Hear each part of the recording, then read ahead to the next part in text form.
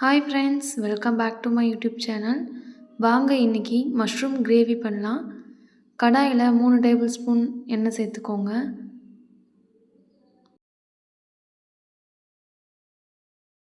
எண்ணெய் நல்லா சூடானதோ ஒரு துண்டு பட்டை, 3 ஏலக்காய், 1/2 டேபிள் ஸ்பூன் ஜீரகம் சேர்த்துக்கோங்க. நல்லா பொரிஞ்சதும் கட் பண்ணி வச்சுருக்க வெங்காயத்தை சேர்த்துக்கலாம். தேவையான அளவு உப்பு சேர்த்துட்டு நல்லா வெங்காயத்தை வதக்கிக்கலாம்.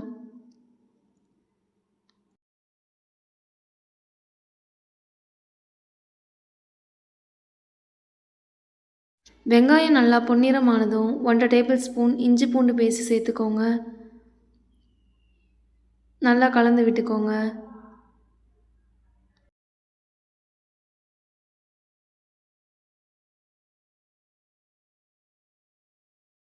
பச்சை வாசனை நல்லா போனதும் மசாலா சேர்த்துக்கலாம்.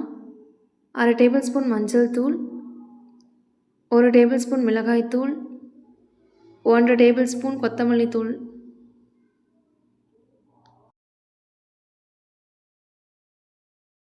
நாலு பச்சை மிளகாய் நீல வாக்கில் கீறி வச்சுருக்கேன், அதையும் சேர்த்துக்கலாம். கொஞ்ச நேரம் கருவேப்பிலை சேர்த்துட்டு நல்லா வதக்கி விட்டுக்கோங்க.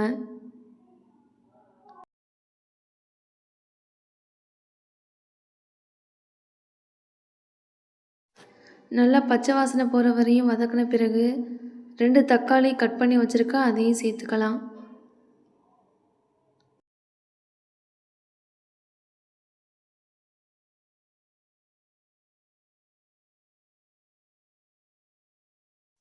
ஒரு கப் அளவுக்கு தண்ணி சேர்த்துக்கோங்க. சேர்த்துட்டு நல்லா கொதிக்க விடுங்க.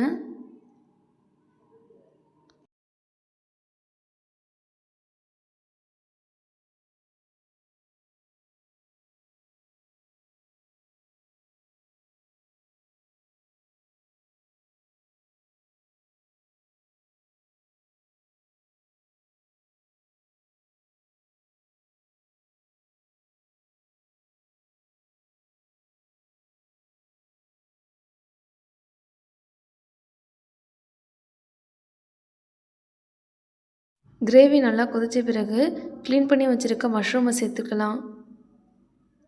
சேர்த்துட்டு நல்லா கலந்து விட்டுக்கலாம்.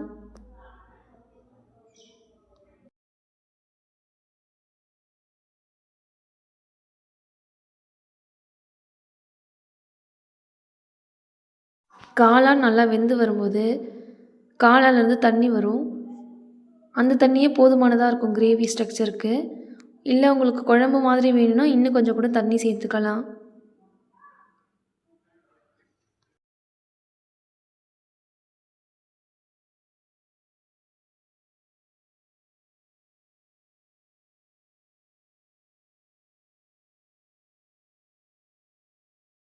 காளானில் இருந்த தண்ணியெல்லாம் வந்து நல்லா கிரேவி ஸ்ட்ரக்சரில் வந்துருச்சு.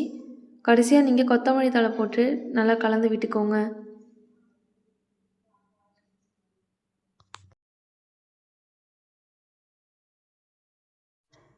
அவ்வளோதாங்க, சுவையான மஷ்ரூம் கிரேவி ரெடி. நீங்களும் ஒரு முறை ட்ரை பண்ணி பார்த்துட்டு எப்படி இருக்குன்னு கமெண்ட்டில் சொல்லுங்கள்.